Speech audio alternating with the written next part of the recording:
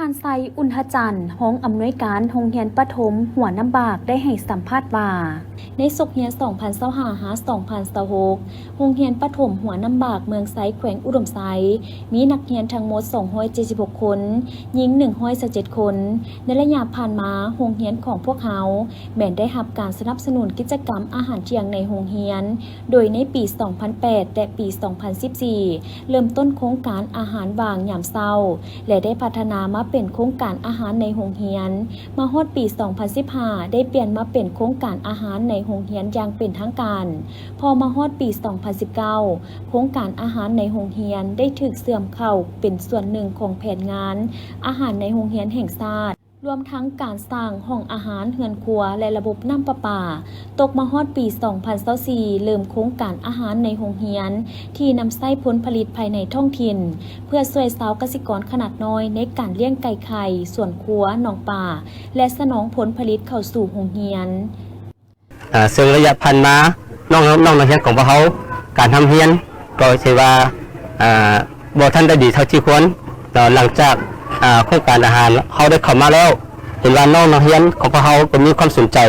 ต่อเกี่ยวกับการเรียนอีกหลายขึ้นโดยเฉพาะเมนการศึกษาไว้ก่อนเรียนนี้เมนได้เพิ่มขึ้นเป็นปีขึ้นทีละ9จึงเห็นให้การอัตราประหลาดของนักเรียนนี่ก็เป็นลดลงอันนี้มันจุดดีของที่ว่าทั้งโครงการเพิ่นได้มาแต่ให้ทางโรงเรียนของพวกเขาจากปฏิบัตินอกจากนี้พวกเขาก็ยังได้สืบต่อปฏิบัติมีอยู่6กิจกรรมที่ทางโครงการเพิ่นได้เอาให้มาหนึ่งก็คือเกี่ยวกับพวกเขาโรงเรียนเขาได้เฮ็ดสวนครัวเข้าอยู่ในเกี่ยวกับการปรุงแต่งอาหารให้น้องนักเรียนได้กินสองมาพวกเขาก็ได้จัดตารางเป็นต้นแนวครัวตารางการแต่งกินของแต่ละวันโดยเฉพาะแมนแต่งวันจันทร์ถึงมื้อวันศุกร์พอเขาได้จะต้องปฏิบัติตามโครงการเป็นระยะอันที่3มาโดยเฉพาะแมนเกี่ยวกับทางบ้านทางชุมชนเพื่อก็ได้มีส่วนร่วมเกี่ยวกับให้ทั้งโรงงานอาหารเที่ยงของพวกเขานี่หลายขึ้นซึ่งเป็นต้นแมนการประกอบเป็นพืชเป็นหมักหมักไม้อย่างต่างๆทั้งชุมชนเพื่อก็ได้มาประกอบส่วนให้น้องๆในย่างของพวกเขาได้กินนอกจากนี้เพิ่นก็ยังได้ใส่หือเฮิงสวยห้องเรียนของพวกเขาอีกตื่นเป็นต้นแมนการเฮ็ดเรือนกินข้าวให้น้องๆในเรียนของเขาได้กินสำหรับปีนี้เพิ่นก็ได้มาเลี้ยงอยู่7 กว่า 10 ปลายแห่งงานทางบ้านเพิ่นได้มาช่วยโรงเรียนของพวกเขานอกจากนี้กลุ่มชาวเกษตรกรก็ยังได้มีการประกอบส่วนอีกตื่นให้โรงเรียนเขาเป็นต้นแมนไข่ไก่ภาคป่าจำนวนหนึ่งที่ว่าเขาเสนอให้ทั้งโรงเรียนของพวกเขานอกจากนี้บุคคลแมนเกี่ยวกับอันที่6นอกจากโครงการของเขาโรงเรียนของเขายังได้ใช้สื่อการสอนโดยเฉพาะแมนน้ำใส่กล่องสีเขียวที่โครงการเป็นได้เสนอให้เพื่อปิดจัดการเรียนการสอนให้แก่ครูอาจารย์และน้องนักเรียนเพื่อได้เห็นรูปภาพที่ประทับตาอยู่ในกล่องสีเขียวของเขาก็ในมื้อนี้ก็มีสมงเกี่ยวกับการจัดกิจกรรมของตัวนี้อีกตื่นพวกเขาก็จะได้มีกิจกรรมหลายอันทานไซอุนทจันทร์ให้ฮู้ตื่มว่าภายหลังโรงเรียนได้รับโครงการอาหารเที่ยงก็เห็นว่าจำนวนนักเรียนเมนเพิ่มขึ้นแต่ละปีโดยเฉพาะการศึกษาก่อนวัยเรียนเขาเจ้ามีความกระตือรือร้นในการกินอาหารเที่ยงในโรงเรียนผลการเรียนก็มีการพัฒนาดีขึ้นอัตราการปราการเรียนก็ลดลงถ้าเทียบใส่เมื่อก่อนปัจจุบันกิจกรรมที่โรงเรียนประถมหัวน้ำบากจะตั้งปฏิบัติประกอบมีโรงเรียนมีสวนครัวเพื่อปลูกพืชสำหรับอาหารเที่ยงมีตารางอาหารเที่ยงประจำวันแต่ละวันจันทร์ถึงศุกร์และการก้าเกี่ยมอาหารเที่ยงสำหรับนักเรียนแม่นเฮ็ดโดยการหมุนเวียนพ่อครัว4 คนต่อมือการก้าเกี่ยมแม่นเฮ็ดตามระเบียบสุขอนามัยอำนาจการปกครองบ้านและพ่อแม่ผู้ปกครองยังได้ร่วมมือเป็นอย่างดีกับโรงเรียนเซนการปรุงแต่งอาหารและการบริจาคอาหารให้นักเรียนเซนพักและไข่นอกนั้นพวกเขายังได้ประกอบส่วนแห่งงานเพื่อซ่อมแปลงห้องกินข้าวของนักเรียนและปลูกพืชโรงเรียนยังใช้ทีมงานสีเขียวในการสอนและการเรียนรู้ในแต่ละระดับชั้นประถม1-5โรงเรียนยังใช้วิธีการกำจัดสิ่งเศษเหลือหลายประเภทเพื่อรักษาสนามโรงเรียนให้สะอาดและสวยงามใจสุวรรณลาศีรักษาการหัวหน้าแขนงการค้าภายในแผนกอุตสาหกรรมและการค้าแขวงกระปวนได้ให้สัมภาษณ์ในวันที่5 มีนาคม 2026 นี้ว่า แผนกอุตสาหกรรมและการค้าแขวงขบวนได้มีการประสานงานอย่างใกล้ชิดกับกรมการค้าภายในกระทรวงอุตสาหกรรมและการค้าและบรรดาบริษัทผู้นำเข้าน้ำมันเชื้อไฟอยู่ภายในแขวงซึ่งแขวงขบวนมีบริษัทนำเข้าน้ำมันเชื้อไฟทั้งหมด9บริษัทมีสร้างที่สามารถบรรจุน้ำมันได้ทั้งหมดเช่นน้ำมันเอซัง 772,000 ลิตรน้ำมันกระส่วน 2,906,000 ลิตรปัจจุบันมีน้ำมันค้างสร้างจำนวนทั้งหมด 972,703 ลิตรในนั้นน้ำมันเอซัง 139,758 ลิตรน้ำมันกระส่วน 832,945 ลิตรและในทั่วแขวงมีปั๊มน้ำมันที่เปิดให้บริการจำนวนทั้งหมด120ปั๊มนอกจากนี้แขวงขบวนยังมีบริษัทใหญ่ที่ตั้งอยู่ภายในแขวงในกรณีการนำเข้าของบริษัทผ่านด่านสากลความมิตรภาพ3บ่สามารถนำเข้าได้แผนกอุตสาหกรรมและการค้าแขวงได้มีการประสานงานกับบริษัทที่มีแผนการนำเข้าน้ำมันเชื้อไฟผ่านด่านสากลนาเผาจาลอเพื่อมาตอบสนองภายในแขวงขบวนดังนั้นขอให้พ่อแม่ประชาชนจงมั่นใจว่าแขวงขบวนจะมีน้ำมันเพียงพอในการนำใช้อยู่ภายในนามแขนงการค้าภายในก็คือแผนกอุตสาหกรรมและการค้าแขวงขอฝากถึงพ่อแม่ประชาชนอย่าแตกตื่นจนเกินไปและบ่ควรแห่กันไปใส่น้ำมันเชื้อไฟมากักตุนไว้อยู่เฮือนเพราะนอกจากจะเฮ็ดให้เกิดความวุ่นวายแล้วยังเสี่ยงต่อการเกิดอัคคีภัยนำอีกขอให้ประชาชนจงสวมใส่น้ำมันเชื้อไฟอย่างประหยัดและมัธยัสถ์ไปมาเท่าที่จำเป็นเพื่อช่วยลดพรการหัวไหลของเงินตราต่างประเทศและมีสติในการติดตามข้อมูลข่าวสารหากพบเห็นปั๊มใดที่บ่ให้บริการหรือขายเกินราคาสามารถโทรแจ้งที่เบอร์สายด่วน1510หรือแจ้งโดยตรงต่อเจ้าหน้าที่การค้าแขวงขบวนตามเบอร์โทร02055651228และ02022189399เพื่อให้เจ้าหน้าที่การค้าลงไปติดตามกวดกาและแก้ไขให้ทันกับสภาพการ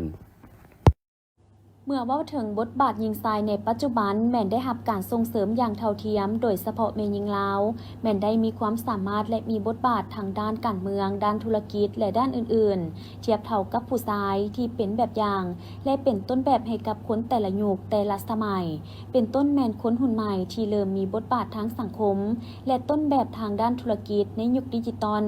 คือดังทานนางพรสุดาดาลวงศ์นักธุรกิจหญิงหนุ่มเจ้าของห้านเพชรและคำกะลัดจิวเวลรี่ตั้งอยู่บ้านพลต้องจอมณีเมืองจันทบุรีนครเมืองจันทร์ซึ่งเป็นนักธุรกิจหญิงหนุ่มที่มีวิสัยทัศน์ในการพัฒนาธุรกิจเครื่องประดับอัญมณีผ่านทางระยะการแพร่ระบาดของพยาธิโควิด -19 และระยะเศรษฐกิจมีความยุ่งยากอัตราเงินเฟ้อผันผวนและค่าของชีพสูงจนก้าวมาสู่ความสำเร็จในปัจจุบันซึ่งเพิ่นได้ให้สัมภาษณ์ว่าธุรกิจการจำหน่ายเพชรค้ำและอัญมณีของเพิ่นแม่นดำเนินมาแต่ปี 2020 จะก้าวเข้าปีที่ 7 ตลอดระยะผ่านมาแม่นได้รับความสนใจจากลูกค้าและสังคมอย่างกว้างขวางและต่อเนื่องด้วยกลไกการตลาดแบบใหม่ทั้งออนไลน์และจำหน่ายอยู่หน้าห้านพร้อมทั้งพัฒนาผลิตภัณฑ์ออกคอลเลกชันใหม่ให้ตอบโจทย์กับแต่ละระยะที่สำคัญเมื่อได้รับผลตอบรับจากลูกค้าจนเฮ็ดให้ธุรกิจประสบผลสำเร็จเพิ่นก็ได้ตอบแทนคืนความสุขและบิแบ่งน้ำใจช่วยเหลือสังคมทั้งให้การสนับสนุนงานสังคมงานประกวดกิจกรรมและประกอบส่วนสุขอยู่เวียกงานภาครัฐตลอดมาสบายดีค่ะพระเจ้าพรสุดาดาลวงศ์ซึ่งเป็นเจ้าของร้านเพชรและคำกะลัดจิวเวลรี่เนาะก่อนอื่นโมต้องขอขอบใจทางสื่อมวลชนที่ให้ความสนใจเกี่ยวกับธุรกิจของข้าพเจ้าซึ่งว่าธุรกิจนี้ข้าพเจ้าได้ดำเนินมาตั้งแต่ปี2020จนมาฮอดปัจจุบันและได้จำหน่ายอัญมณีครบวงจรเป็นต้นแมนเพชรแท้จากธรรมชาติเนาะมาพร้อมกับสถาบันเซอร์ GIA และนอกนั้นก็ยังมีคำแทงคำสวิสคำกิโลเงินแทงที่ได้คุณภาพมาตรฐานสากลทั้งนี้พวกเรายังได้ผลิตส่งและย่อยถือว่ามาหาเฮาบอนเดี่ยวแมนครบจบเลยเนาะส่วนว่าคุณภาพของทางร้านเฮาแมนจะเป็นแบบพรีเมียมเลยซึ่งว่าเพชรแมนจะนำเข้าจากประเทศเบลเยียมโดยตรงเลยเนาะส่วนว่าจิวเวลรี่อื่นๆแมนเฮาจะผลิตอยู่ทางโรงงานใหญ่จากต่างประเทศที่ได้มาตรฐานสากลส่งมาให้พวกเราเลยเนาะแล้วยังมีการบริการหลังการขายที่ดีไว้เซอร์วิสลูกค้าอีกด้วยส่วนดีไซน์ต่างๆแมนเฮาจะอัปเดตใหม่ทุกๆมื้อเลยเพื่อบ่ให้ซ้ำแบบและพวกเรายังสามารถ ผลิตได้ทุกๆแบบตามที่ลูกค้าต้องการเลยเจ้าและเฮายังสามารถผลิตตามงบประมาณของลูกค้าได้เนาะเจ้าส่วนว่าณตอนนี้แมนพวกเฮามีแผนขยายตลาดไปยังประเทศเพื่อนบ้าน เนื่องจากว่าพวกเฮามีกลุ่มลูกค้าจำนวนหลายที่สั่งซื้อสินค้ากับทางร้านของพวกเฮาเจ้าหลักๆเลยเนาะตัวนี้จะแมนเรื่องของคุณภาพที่พวกเราตั้งใจคัดสรรมาอย่างดี ส่วนประเภทนี้ก็จะแมนเป็นน้ำร้อยเลยเนาะมาพร้อมกับใบเซอร์ส่วนค้ำและเงินก็เขาจะลินเป็นสวิสเนาะที่ว่าได้มาตรฐานสากลระดับโลกเลยเจ้าหลักๆเลยเนาะตัวนี้หันแมนสำหรับงานฮันเฮาแมนคุณภาพต้องมาก่อนเลยอันที่2แมนการบริการหลังการขายเนาะพวกเขาจะเซอร์วิสให้อย่างดีเลยเจ้าจากผลสำเร็จและการตอบรับจากสังคมโดยเฉพาะลูกค้าในระยะผ่านมาทางห้างก็ได้ทรงคืนความสุขและประกอบส่วนสวยสุขยิ้วสวยเหลือสังคมและสนับสนุนทางภาครัฐอยู่เรื่อยๆบ่ขาดสายเนื่องในโอกาสวันแม่หญิงสากลวันที่ 8 มีนาคมรอบ116 ปีที่จะมาถึงนี้ท่านนางพรสุดาดาลวงศ์ในนามนักธุรกิจหญิงหนุ่มที่ดำเนินธุรกิจภายใต้การชี้นำนำพาของการนำภาครัฐบาลลาวจึงถือโอกาสนี้เป็นตัวแทนแม่หญิงลาวโดยเฉพาะภาคธุรกิจอวยพรการนำภาครัฐศูนย์การสหพันธ์แม่หญิงลาวและชาวลาวทุกคนจงมีความสุขสมหวังประสบผลสำเร็จในหน้าที่การงานพร้อมการเฉลิมฉลองวันแม่หญิงสากลอย่างมีความสุขและปลอดภัยฉะนั้นเนื่องในโอกาสวันสำคัญดังกล่าวข้าพเจ้าขอถือโอกาสนี้อวยพรไซอันประเสริฐมายังบรรดาการนำภาครัฐศูนย์กลางสหพันธ์แม่หญิงลาวตลอดฮอดลูกค้าและแม่หญิงลาวทั่วประเทศจงมีแต่ความสุขกายสบายใจประสบผลสำเร็จในหน้าที่การงานตลอดไปและขอให้ซี่นำพาพัฒนาประเทศชาติให้มีความเจริญก้าวหน้าตลอดไปเจ้าขอบใจนอกนี้ท่านนางพรสุดาดาลวงศ์ยังได้ฝากฝังและให้กำลังใจแม่หญิงลาวทุกคนจงอดทนดุมันและอย่าหยุดที่จะเรียนรู้และพัฒนาตนเองให้มีความรู้ความสามารถเพื่อก้าวไปสู่ผลสำเร็จโดยเฉพาะวัยหนุ่มควรเอาใจใส่ในการศึกษาหำเฮียนและเก็บเกี่ยวเอาประสบการณ์จากผู้ที่มีความรู้ความสามารถและประสบผลสำเร็จมาหมุนไส้ให้เกิดดอกออกผลเมืองอิงตามข่าวความสงบรายงานว่าพันโทวิรัตศิลาจันทร์หัวหน้าองค์การปกส.เมืองไสธานีได้ผ่านบทสรุป1ปีว่าใน1ปีผ่านมาคณะพักคณะบัญชากองบัญชาการปกส.เมืองไสธานีได้สุ่มใส่แก้ไขปัญหาปรากฏการณ์ย่อท้อในสังคมเป็นต้นเฮ็ดเวียกสืบสวนขั้นพื้นฐานกวดกาติดตามขึ้นบัญชีเป้าหมายซึ่งผ่านมาทั่วเมืองไสธานีมีคดีทั้งหมด259เรื่องกักตัวดำเนินคดี395คนยิง49คนเทียบไซปี2024คดีลดลง31ส่วนห้อยในนี้คดีลักทรัพย์พลเมือง98เรื่องคดีฉ้อโกงทรัพย์พลเมือง35เรื่องซื้อขายผิดกฎหมาย10เรื่องฆาตกรรม4เรื่องปล้นทรัพย์พลเมือง3เรื่องและค้าขายอาวุธศึก8เรื่องนักเลงอันธพาล9เรื่องและปัญหาอื่นผ่านมาสามารถแก้ไขเก็บกู้และยึดของกลางได้รถใหญ่11คันรถจักร43คันเงินและคำจำนวน1ปืนสั้น4กระบอกลูกปืน52ลูกและอื่นเฉพาะการจัดตั้งปฏิบัติวาระแห่งชาติว่าด้วยการแก้ไขปัญหายาเสพติดในระยะ1ปีผ่านมาสามารถแก้ไขคดีได้ทั้งหมด358เรื่องกักผู้ถูกหา566คนยึดยาบ้าได้5ล้านกว่าเม็ดยาไอซ์309กิโลกรัมเฮโรอีน5กิโลแป้งฝุ่นสีขาว349.7 กิโลกรัมเคตามีน231กิโลคอลลาเจน154ซองยาอี111มัดใบกระท่อม 1,000 กว่ากิโลกรัมและอื่นๆตื่มอีกวันที่2มีนาคม2026กองบัญชาการทหารนครหลวงเวียงจันทร์จัดพิธีเคารพธงประจำเดือนโดยการเป็นประธานของสหายพลจัตวาบุญเลิศศรีสุพรหัวหน้าการทหารกองบัญชาการทหารนครหลวงเวียงจันทร์มีคณะพักคณะบัญชาองค์การ5ห้องพร้อมด้วยพนักงานนักรบเข้าร่วมโอกาสนี้สหายพลจัตวาบุญเลิศก็ได้สรุปตีราคาคืนการจัดตั้งปฏิบัติเวียกงานภายใน1เดือนผ่านมาพร้อมทางวางทิศทางแผนการ1เดือนในต่อหน้าโดยยกให้เห็นด้านดีและข้อคงค้างในการปฏิบัติเวียกงานในระยะ1เดือนผ่านมาที่กรมกองสามารถปฏิบัติได้ทั้งเป็นการปฏิบัติตามระเบียบของกองทัพมาด้วยการเคารพธงโดยได้ผลัดเปลี่ยนแต่ละห้องจัดพิธีเคารพธงเพื่อกวดกาสั่งความเป็นระเบียบเรียบร้อยด้านจำนวนพลเพื่อรายงานตามวาระ ตอนท้ายพิธีได้มีการเดินสวมสนามของก้อนกำลังแต่ละภาคส่วน เพื่อแสดงถึงความเข้มแข็งของกรมกองและความเป็นระเบียบจบงานในวันที่ 4 มีนาคม 2026 ที่ศาลประชาชนสูงสุดโดยการเป็นประธานของทานบุญขวางทวีศักดิ์รองประธานศาลประชาชนสูงสุดพร้อมด้วยคณะและพนักงานหลักแหล่งเข้าร่วมทานสากลสัญราชหัวหน้ากลุ่มจัดตั้งพนักงานศาลประชาชนสูงสุดได้ผ่านข้อตกลงของประธานศาลประชาชนสูงสุดว่าด้วยการแต่งตั้งและสับเปลี่ยนบอร์ดประจำการดังนี้แต่งตั้งทานอนุสิทธิ์สุขธรรมวงศ์เป็นหัวหน้ากรมแผนการเงินทานคำไพศยสุขเป็นหัวหน้ากรมหัวมือสากลสับเปลี่ยนทานนางนิพาพรทองธาดีวงศ์รองหัวหน้าองค์การศาลประชาชนสูงสุดไปศาลประชาชนภาคกลางแต่งตั้งเป็นรองหัวหน้าคณะศาลปกครองทานนางคำปังเข็มพรเทพเป็นรองหัวหน้าองค์การศาลประชาชนสูงสุดทานบัวคองเพ่งสิงหาพัฒน์จากศาลประชาชนเหนือมาประจำการอยู่ศาลประชาชนสูงสุด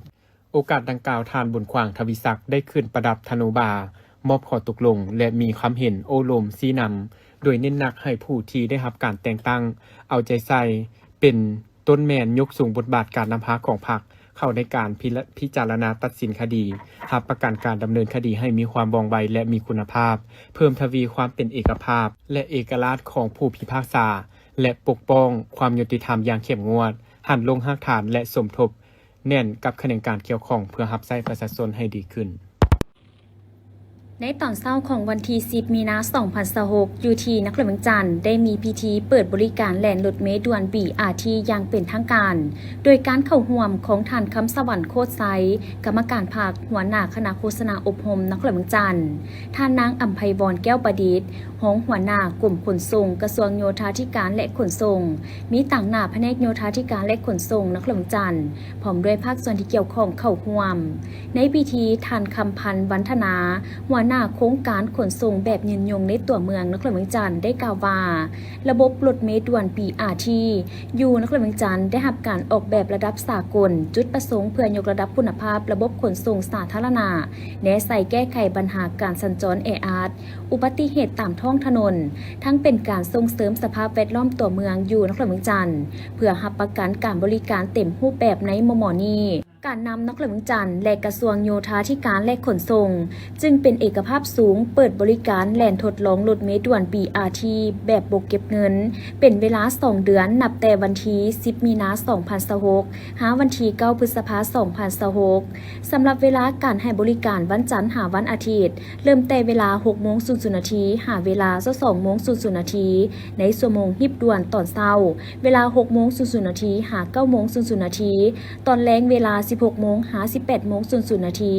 ในนั้นความถี่ของเที่ยวโหลดจะหยุดหับส่งผู้โดยสารแต่ละสถานีแม่นระหว่าง 6-7 นาทีและในชั่วโมงปกติความถี่ของเที่ยวโหลดจะหยุดหับส่งผู้โดยสารอยู่แต่ละสถานีแม่น10-15 นาทีโดยผู้ให้บริการแม่นรัฐวิสาหกิจรถเมล์นครหลวงเวียงจันทน์และบริษัทเพชรอรุณขนส่งสินค้าโดยสารทั้งภายในและต่างประเทศจำกัดส่วนสายทางและจุดสถานีแม่นเริ่มจากสถานีดงโดกหน้ามหาวิทยาลัยแห่งชาติหาสถานีตลาดเช้าแล่นเข้าออกตัวเมืองซึ่งจะผ่านทั้งหมด19 สถานีคือดงโดกหรือมหาวิทยาลัยแห่งชาติเฮือนผักซีเกมสร้างคู่สะพังเมิกทาง450 ปีธนาคารส่งเสริมกสิกรรมธนาคารพงศวรรณผักขาววิวมอโรงเรียน SOS หอพิพิธภัณฑ์ไก่สอนพรหมวิหารศูนย์ ICTC โพนพะเนาโพนเค็งหอพิพิธภัณฑ์ป้องกันความสงบโพนสะอาดประตูไซธาตุฝุ่นตลาดเศร้าโดยจะแล่นเข้ามาและก่อแล่นเวียนกับคืนเกี่ยวกับข้อห้ามและข้อยกเว้นการนำไส้เลนเฉพาะรถเมล์ BRT ในส่วนเวลารถเมล์ด่วน BRT ให้บริการห้ามผู้ขับขี่ยานพาหนะประเภทอื่นๆขับขี่เข้าในเลนเฉพาะของรถเมล์ด่วน BRT ผู้ที่ละเมิดจะถูกตักเตือนและปรับหมายตามระเบียบการข้อยกเว้นสำหรับยานพาหนะที่สามารถเข้าแล่นหรือนำไส้เลนเฉพาะรถเมล์ BRT ประกอบมีรถฉุกเฉินห้องหมอรถกู้ภัยรถดับเพลิงและรถขบวนทางราชการที่มีรถตำรวจจราจรนำทางและรถขบวนทางการอื่นๆที่ได้ถูกหับฮ้องอย่างเป็นทางการขององค์การปกครองนครหลวงเวียงจันทน์ ได้รับร้องเป็นแต่ละกรณีเฉพาะในระยะเวลาที่แน่นอน อนุญาตให้ผู้ขับขี่พาหนะประเภทอื่นที่จำเป็นนำใช้เลนรถ BRT ในช่วงเวลา 22:01 น. หา 5:59 น. ต้องให้ประกันความปลอดภัยถ้าเกิดอุบัติเหตุในขอบเขตสงวนของสถานี BRT เฮ็ดให้ทรัพย์สินของรัฐเสียหาย ผู้เกี่ยวจะถูกปรับไหม 10 ส่วนห้อยของมูลค่าที่เสียหาย และรับผิดชอบใช้แทนตามมูลค่าเปเพเสียหายตัวจริง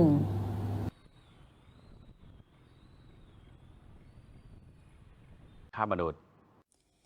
พิธีจัดขึ้นในวันที่ 4 มีนาคม 2026 โดยการเข้าร่วมของทานนางเกียรตา วันมานา หัวหน้าแผนกการต่างประเทศแขวงขมวนทานนางมีเพชรแก้วดวงดีห้องหัวหน้าแผนกแรงงานและสวัสดิการสังคมแขวงทั้งเป็นห้องคณะกรรมการต้านการค้ามนุษย์ขั้นแขวงพันโทลักษมณีจันทราชห้องหัวหน้าห้องตำรวจปกส.แขวงมีคณะกองเลขาอำนวยการโรงเรียนพนักงานครูอาจารย์และน้องนักเรียนเข้าร่วมในพิธีดังกล่าวบรรดาผู้เข้าร่วมยังได้รับฟังการผ่านเอกสารที่สำคัญเป็นต้นแมนเอกสารผลหายของการฆ่ามนุษย์เล่ห์เหลี่ยมและสภาพการฆ่ามนุษย์กฎหมายว่าด้วยการต้านและสกัดกั้นการใช้ความหุนแหงต่อแม่หญิงเด็กน้อยและการให้คำปรึกษาการไปออกแรงงานที่ถูกต้องตามระเบียบกฎหมายและกฎหมายว่าด้วยแรงงานการแต่งดองระหว่างพลเมืองลาวกับต่างประเทศและการคุ้มครองพลเมืองลาวอยู่ต่างประเทศจุดประสงค์ในการลงโฆษณาเผยแพร่ผลหายของการฆ่ามนุษย์ในครั้งนี้ก็เพื่อสร้างความรับรู้และเข้าใจเกี่ยวกับผลหายของการฆ่ามนุษย์ให้พนักงานครูอาจารย์น้องนักเรียนรับรู้ถึงผลกระทบรูปแบบของการฆ่ามนุษย์ในปัจจุบันดังนั้นต้องให้มีสติตื่นตัวในการป้องกันสกัดกั้นและต้านการฆ่ามนุษย์ให้รู้ทันวิธีการเล่ห์เหลี่ยมของผู้ฆ่ามนุษย์เพื่อป้องกันบ่ให้ตนเองหรือลูกหลานตกเป็นเหยื่อรูปแบบการฆ่ามนุษย์การคูดฮีดแรงงานการบังคับเป็นโสเภณีการแต่งดองแอบแฝงและด้วยวิธีการอื่นๆที่ขัดกับกฎหมายและวัฒนธรรมอันดีงามของชาตินอกนั้นยังยกให้เห็นปัญหาหลักๆที่พาให้เกิดมีการฆ่ามนุษย์ย้อนสภาพความทุกข์ยากการศึกษาห่ำเหียนคนวางงานเป็นจำนวนหลายบ่มีความสงบในครอบครัวเทคโนโลยีที่ทันสมัยและการเจริญก้าวหน้าของบ้านเมืองจึงเฮ็ดให้ผู้คนเกิดความอยากมีอยากได้จึงเกิดมีการแข่งขันกันเฮ็ดให้บุคคลดังกล่าวตกเป็นเหยื่อของการฆ่ามนุษย์เป็นจำนวนหลายผ่านการลงโฆษณาเผยแพร่เห็นว่าพนักงานครูอาจารย์และน้องนักเรียนรับปีโดยอิงตามแจ้งการของศูนย์กลางสหพันธ์แม่หญิงลาวเกี่ยวกับการเฉลิมฉลองวันแม่หญิงสากลวันที่ 8 มีนาคม 2026 ครบรอบ 116 ปี ดังนั้นสหพันธ์แม่หญิงกระทรวงเกษตรกรรมและสิ่งแวดล้อมจึงได้จัดพิธีเฉลิมฉลองวันแม่หญิงสากลโดยจัดขึ้นอยู่ที่สโมสรของกระทรวงโดยการเข้าร่วมเป็นประธานของทานนางท้องจันทร์อาคามาเขตประธานสหพันธ์แม่หญิงกระทรวงเกษตรกรรมและสิ่งแวดล้อมหัวหน้าห้องการกระทรวงเกษตรกรรมและสิ่งแวดล้อมเข้าร่วมโดยปริญญาเอกไสนครอินทวงศ์รองรัฐมนตรีกระทรวงเกษตรกรรมและสิ่งแวดล้อมปริญญาเอกนางจันทครบัวละพันธ์รองรัฐมนตรีกระทรวงเกษตรกรรมและสิ่งแวดล้อมวิบดาคณะบริหารงานสหพันธ์แม่หญิงกระทรวงประธานรองประธานหักฐานสหพันธ์แม่หญิงครอบครัวการนำพนักงานอาวุโสต่างนาจากกระทรวงแฮกเซียวพร้อมโดยสมาชิกไอเอ๋ยน้องแม่หญิงภายในกระทรวงเข้าร่วมในพิธีปริญญาเอกนางจันทครบัวละพันธ์ได้ให้เกียรติปาฐกถาหวนคืนประวัติความเป็นมาของวันที่ 8 มีนาภายใต้คำขวัญสิทธิความยุติธรรมการลงมือปฏิบัติเพื่อแม่หญิงและเด็กหญิงรวมทั้งประวัติความเป็นมาของวันแม่หญิงสากลที่แสดงให้เห็นและรับรู้ได้ถึงประวัติมูลเสือการกำเนิดเติบใหญ่ขยายตัวและผลงานการเคลื่อนไหวขององค์การจัดตั้งสหพันธ์แม่หญิงก็คือแม่หญิงลาวบดาเผ่าที่ได้อุทิศตนเพื่อภารกิจต่อสู้ปลดปล่อยศาสตร์ปกปักรักษาและสร้างสรรค์พัฒนาประเทศชาติก็คือภารกิจพัฒนาแม่หญิงในตลอดระยะที่ผ่านมาในพิธีทานนางภักกาวันพิษสมัยของประธานสหพันธ์แม่หญิงกระทรวงได้ขึ้นรายงานโดยย่อการจัดตั้งปฏิบัติข้อแข่งขัน 3D ระยะปี 2021 หา 2025 และทิศทางแผนการปี 2026 และเพื่อแสดงถึงผลงานการเคลื่อนไหวระยะที่ผ่านมาปริญญาเอกไสนครอินทวงศ์ได้ให้เกียรติขึ้นมอบไปยั่งยืนหักษาอมยศทุงไซ 3D พร้อมทางโอโลมต่อกับพิธีและเสนอให้สหพันธ์แม่หญิงกระทรวงสืบต่อซี่นำพาเวียกงานด้านการเมืองแนวคิดให้เอ่ยน้องแม่หญิง มีความอุ่นเอียงทุนเทียงสืบต่อประสานสมทบเวกงานกับ2องค์การจัดตั้งมหาชนคือองค์การจัดตั้งสาวหนุ่มและกรรมบาลในการจัดตั้งปฏิบัติเวกงานสืบต่อสุขยูส่งเสริมซึ่งกันและกันภายในองค์การจัดตั้งแม่หญิงที่ทิศพันกับการยกระดับวีซ่าเฉพาะและสืบต่อจัดตั้งปฏิบัติข้อแข่งขัน3ทีให้ปรากฏผลเป็นจริงและได้มีผลงานที่ยิ่งใหญ่กว่าเก่ากล่องประชุมจัดขึ้นในวันที่ 6 มีนาคม 2026 อยู่กล่องบัญชาการดังกล่าว โดยมีทานคำหมุนเตียงทราชเลขาผักเมืองหาดไซฟองทานพันโทบุญสอนพันธวงศ์หัวหน้ากองบัญชาการป้องกันความสงบเมืองหาดไซฟองในพิธีพันโทขวัญยืนสีสมบูรณ์ห้องหัวหน้ากองบัญชาการป้องกันความสงบเมืองหาดไซฟองได้รายงานการจัดตั้งปฏิบัติเวียกงานป้องกันความสงบอยู่ภายในเมืองหาดไซฟองในปี 2025 ผ่านมาและที่ทั้งแผนการจุดสุ่มในปี 2026 โดยยกให้เห็นสภาพและสถานการณ์ของโลกที่มีความหุนแหงและส่งผลกระทบทางด้านพลังงานเศรษฐกิจการค้าและอื่นๆไปยังทั่วโลกส่วนสภาพที่เกิดขึ้นอยู่ภายในก็คืออยู่เมืองหาดไซฟองในระยะ1 ปีผ่านมานั้นทางด้านสภาพรวมเห็นว่าพวกอิทธิกำลังปลปักและกลุ่มคนบดีแม้ได้พยายามเคลื่อนไหวในรูปแบบโฆษณาบิดเบือนต่อแนวทางของภาครัฐผ่านสื่อสังคมออนไลน์หวังคนล้มโจมตีโดยนำไส้ส่องวางการปฏิบัติหน้าที่ของเจ้าหน้าที่เป็นข้ออ้างถึงแนวใดก็ตามการปฏิบัติหน้าที่ป้องกันความสงบใน1 ปีผ่านมาที่กองบัญชาการป้องกันความสงบเมืองหาดไซฟองได้สุ่มใส่จัดตั้งปฏิบัติใน4คาดหมายและ7เวียกงานติดพันกับวีซ่าเฉพาะเพื่อรักษาความสงบทางด้านการเมืองและสร้างความเป็นระเบียบเรียบร้อยอยู่ในสังคมโดยเฉพาะเวียกงานป้องกันภายในเพื่อรับประกันให้มีความปลอดภัยทุกอย่างซึ่งในนั้นแม่นเก็บกำสถิติติดตามขึ้นบัญชีเป้าหมายที่นักเคลื่อนไหวได้แทรกซ้อนเข้ามาถือสำคัญเวียกงานเก็บกำข่าวและกำแหน่นเป้าหมายหอบด้านอยู่ภายในและตามชายแดนเพื่อคุ้มครองคนต่างประเทศที่เข้าออกเมืองเป็นประจำตลอดระยะ1 ปีผ่านมาเมืองหาดไซฟองมีสภาพปรากฏการณ์หย่อท่อและอุบัติเหตุเกิดขึ้นทั้งหมด143เรื่องและสามารถแก้ไขได้ส่วนผลเสียหายเป็นมูลค่า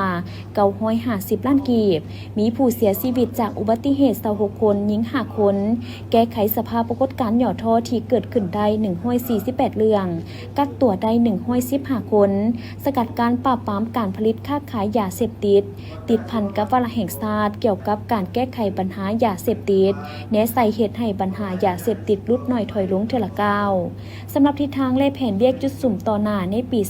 2026 ที่กองบัญชาการป้องกันความสงบเมืองหาดไซฟองจะต้องได้สืบต่อจัดตั้งปฏิบัติตาม4แผนงานใหญ่21เวียกจุดสุ่มเพื่อสืบต่อปกปักรักษาเสถียรภาพทางด้านการเมืองและความเป็นระเบียบเรียบร้อยของสังคมสืบต่อเวียกงานก่อสร้างปรับปรุงกำลังป้องกันความสงบประชาชนให้ปลอดภัยเข้มแข็งนักแน่นและทันสมัยเพื่อรับประกันด้านภารกิจการป้องกันความสงบการพัวพันร่วมมือกับต่างประเทศและยกสูงคุณภาพเป็นเสนาธิการให้คณะภาคคณะบัญชาแต่ละคันให้เข้าสู่ระเบียบมีคุณภาพใหม่และนำไปสู่การจัดตั้งปฏิบัติให้เกิดผลเป็นจริงพร้อมนี้กองประชุมยังได้ย่องย่อแก่นายและพลตำรวจในกลุ่มกองที่มีผลงานในการจัดตั้งปฏิบัติวาระแห่งชาติเกี่ยวกับแก้ไขปัญหายาเสพติดอยู่เมืองหาดไซฟองอีกด้วยปี 2026 กองประชุมดังกล่าวโดยการเป็นประธานของปริญญาเอกดร.บุญบุรีฐานะวันว่าการหัวหน้าองค์การกาแดงแขวงชัญบุรีมีของหัวหน้าองค์การกาแดงแขวงหัวหน้าของหัวหน้าองค์การกาแดงเมืองหัวหน้าของหัวหน้าพนักงานพร้อมโดยพนักงานรัฐกรภายในองค์การกาแดงแขวงเข้าร่วมในกองประชุมปริญญาเอกดร.บุญบุรีฐานะวันได้กล่าวเปิดกองประชุมการเคลื่อนไหวเวียกงานขององค์การกาแดงประจำปี 2025และที่ทางแผนการปี 2026 อย่างเป็นทางการจากนั้นท่านบีเทาโมเลาของหัวหน้าองค์การกาแดงแขวงได้ขึ้นผ่านบทสรุปการเคลื่อนไหวเวียกงานองค์การกาแดงประจำปี 2025 และทิศทางแผนการประจำปี 2026 ว่าองค์การกาแดงแขวงประกอบมี 4 แขนงการในระยะที่ผ่านมาการกู้ภัยฉุกเฉินมีเหตุการณ์ทั้งหมด133เหตุการณ์เทียบใส่1ปีผ่านมาหลุดลง31เหตุการณ์มีคนเจ็บ154คนลดลง56คน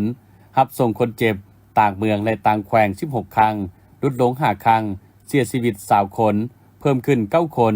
ผ่านมาได้พัวพันเป้าหมายรับบริจาคเลือดทั้งหมด153ครั้งลงเคลื่อนไหวโฆษณารับบริจาคเลือดตัวจริง123ครั้ง มีผู้เข้าร่วมทั้งหมด 9,372 เทื่อคน มีผู้สมัครรับบริจาคเลือด 1,419 เทื่อคน มีผู้มาบริจาคเลือดในศูนย์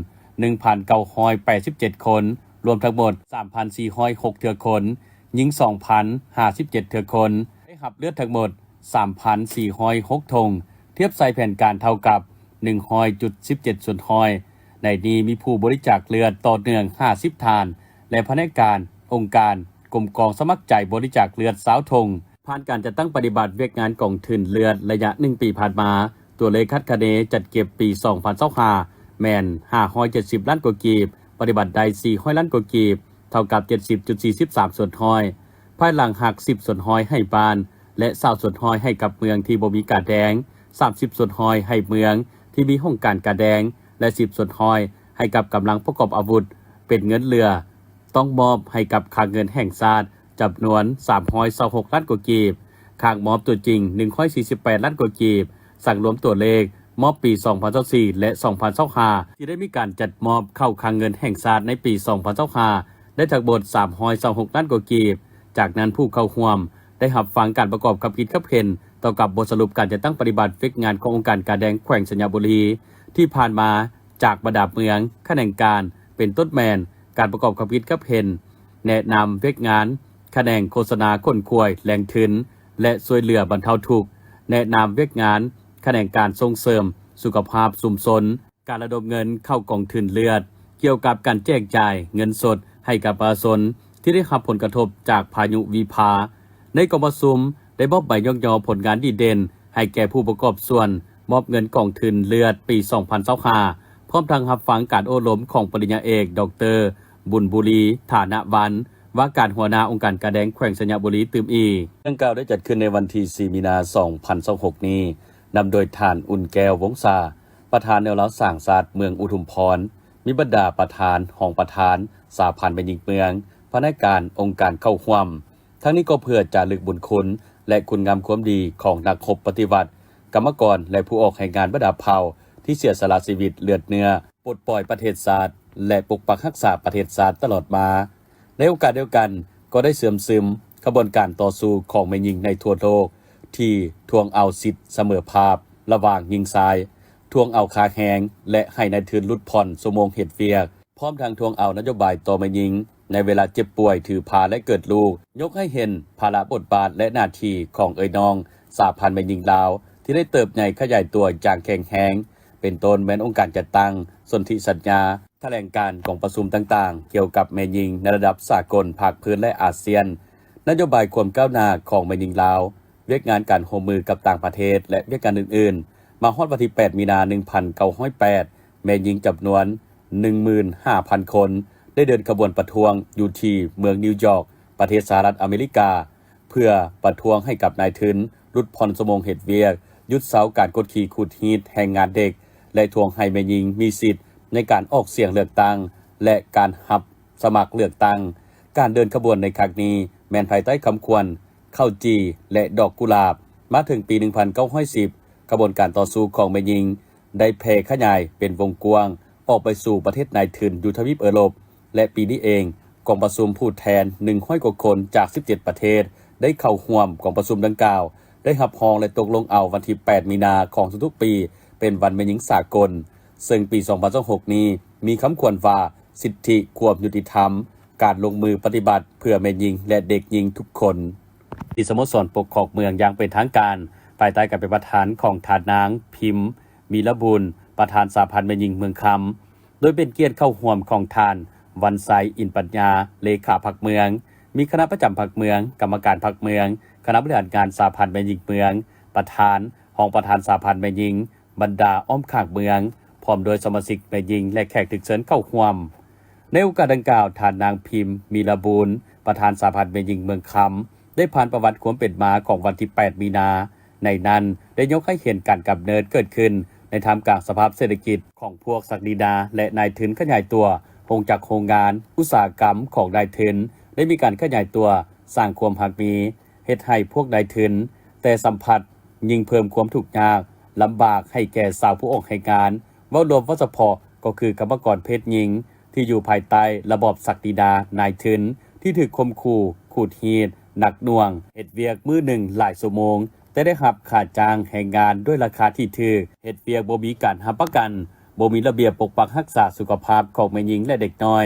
ถูกดูถูกหมิ่นประมาทและถือเป็นคือสินค้าคือเครื่องลิ้นถูกทุบตีถูกข่มขู่กระทำสำเรา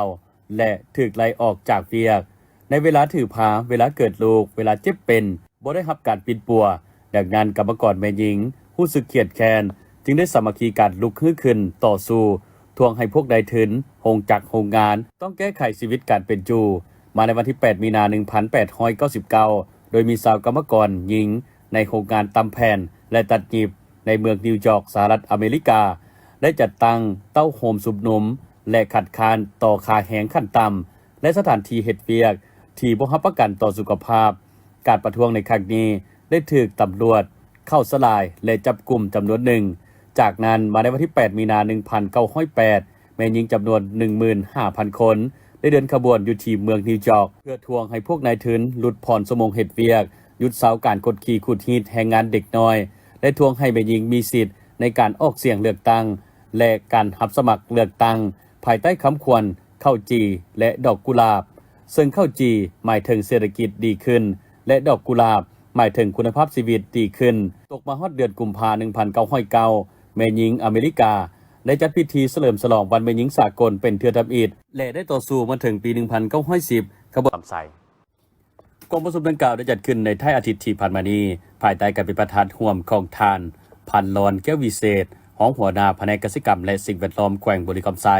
ทานอรหันต์บุญญาพาลมหองหัวหน้ากรมป่าไม้กระทรวงกสิกรรมและสิ่งแวดล้อมมีตากนาขณะการที่เกี่ยวข้องภายในแผนกและห้องการกสิกรรมและสิ่งแวดล้อมเมืองเวียงทองเมืองไซจำพรพร้อมโดยอำนาจการปกครองบ้านภายใต้โครงการคุ้มครองชีวนานาพันธุ์น้ำจวนน้ำสั่งอยู่ที่แขวงบริคำไซเข้าร่วมกองประชุมได้รับฟังการรายงานการจัดตั้งปฏิบัติกิจกรรมประจำปี 2025และที่ทางแผนการประจำปี 2026 ของโครงการคุ้มครองเขตสดเสยชีวนานาพันธุ์น้ำจวนน้ำสั่งจากทานคำวันคำพบุตรหัวหน้าโครงการคุ้มครองเขตชีวนานาพันธุ์น้ำจวนน้ำสั่งเขตเมืองเวียงทองและเมืองไซจำพรแขวงบริคำไซองค์กรดังกล่าวดำเนินงานแม่นแผนกกสิกรรมและสิ่งแวดล้อมแขวงพื้นที่โครงการแม่นป่าป้องกันแห่งชาติน้ำจวนน้ำสั่งเป้าหมายแม่นปกปักรักษาและเพิ่มความอุดมสมบูรณ์ของชีวนานาพันธุ์จากการสร้างเขื่อนอำนวยความสะดวกการประสานงานระหว่างคู่ร่วมงานต่างๆกับชุมชนท้องถิ่นให้สามารถเฮ็ดเวียกร่วมกันได้ในขณะเดียวกันนั้นก็ดำเนินกิจกรรมเพื่อลดผ่อนภัยข่มขู่ต่อชีวนานาพันธุ์ในเขตน้ำจวนน้ำสั่งในระยะเวลา27ปีเริ่มแต่ปี 2019 หา 2046 เขตสดเสยชีวนานาพันธุ์น้ำจวนน้ำสั่งแม่นอนอยู่ในเขตป่าป้องกันแห่งชาติน้ำมวนน้ำยวงลักษณะภูมิสันฐานเป็นเขตภูสูงชันแต่เหนือหาดใต้เรียบตามสายภูหลวงและเป็นเขตเดียวในโลกที่มีชนิดพันธุ์สัตว์เฉพาะถิ่นหลายที่สุดพร้อมกันนั้นยังเป็นส่วนหนึ่งของเขตที่เป็นจุดซุ่มอินโดเมียนมา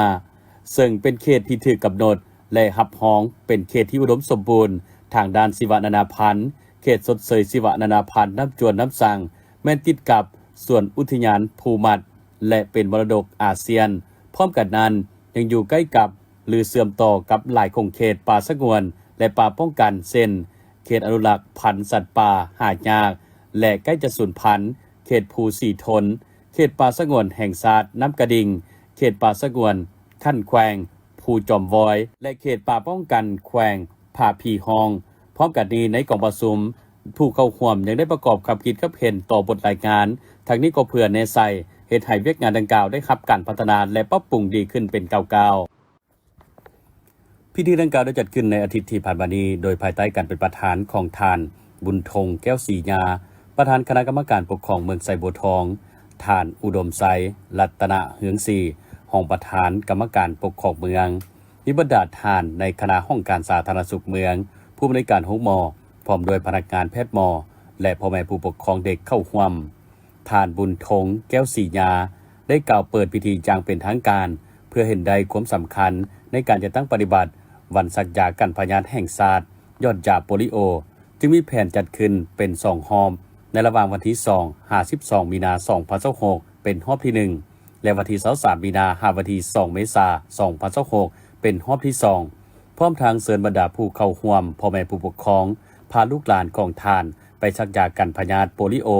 เรียกร้องให้บรรดาทานจงพร้อมกันยกสูงความรับผิดชอบของตนเอาใจใส่ติดตามการมารับยาวัคซีนของลูกหลานของพวกทานก็คือประชาชนในทั่วเมืองไซบัวทองให้ได้รับวัคซีนทุกคนในเกณฑ์อายุสูตรมือ5 ปี เพื่อให้ไทยมีประสิทธิภาพประสิทธิผลสูงขึ้นกว่าเก่าและพร้อมกันสำเร็จจุดประสงค์ระดับคาดหมายที่วางไว้เพื่อป้องกันการแพร่ระบาดของพยาธิโปลิโอเฮ็ดให้เด็กน้อยในทั่วเมืองมีสุขภาพแข็งแรง